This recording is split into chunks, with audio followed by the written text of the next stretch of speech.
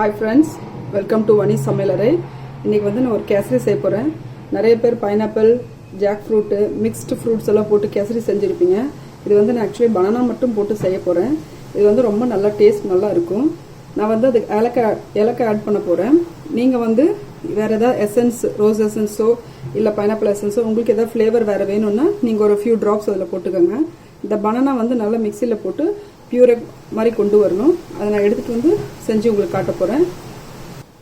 இதுக்கு தேவையானது 1 கப்பு ரவை, அதுக்கு நான் 1.25 கப்பு சர்க்கரை எடுத்திருக்கேன். 3 பனானா, நல்ல சின்ன சைஸில் பனானா. இதில் முந்திரி, பாதாம், திராட்சை நெய்யில் வறுத்து வச்சுருக்கேன். ஏலக்காய் தூள், நெய்யும் எண்ணெயும் கலந்து வச்சுருக்கேன்.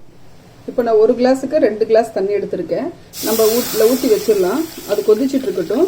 அதுக்குள்ளே நம்ம வந்து மிக்சியில் இந்த பனானா கட் பண்ணி வச்சுருக்கேன். இதை வந்து நல்லா ஃபைன் பேஸ்ட்டாக பண்ணிட்டு வந்துடலாம்.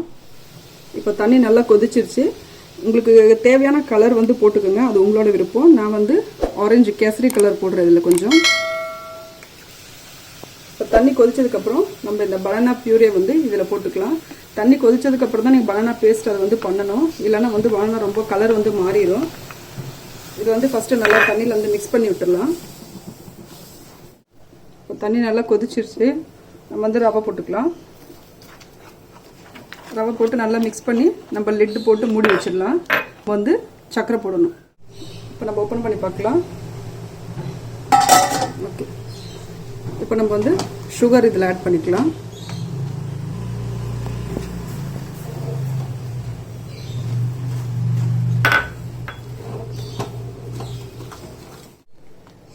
இப்போ ஓரளவுக்கு சர்க்கரை நல்லா அப்சர்வ் ஆகிடுச்சு. இப்போ இதில் நம்ம நெய்யும் எண்ணெயும் கலந்து வச்சுருக்கோம். அதை நம்ம கொஞ்சம் கொஞ்சமாக மிக்ஸ் பண்ணிகிட்டே வரலாம்.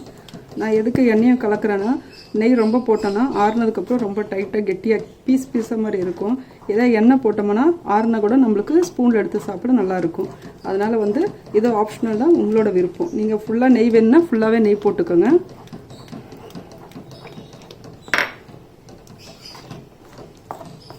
இப்போ முந்திரி, திராட்சை, இந்த பாதாம் எல்லாம் போட்டு நம்ம மிக்ஸ் பண்ணிக்கலாம். ஒரு 5 minutes to 10 minutes சிம்மில் வச்சிங்கன்னா நம்மளோட பனானா கேசரி ரெடி ஆயிரும். கண்டிப்பாக நீங்கள் ட்ரை பண்ணுங்கள். டேஸ்ட் பண்ணிவிட்டு எனக்கு எப்படி இருக்குன்னு கமெண்ட்டில் சொல்லுங்கள். ஃப்ரெண்ட்ஸ், பனானா கேசரி ரெடி ஆகிடுச்சு. நீங்களும் வீட்டில் செஞ்சு எப்படி வந்திருக்குன்ட்டு எனக்கு கமெண்ட் பண்ணுங்கள். தேங்க்யூ.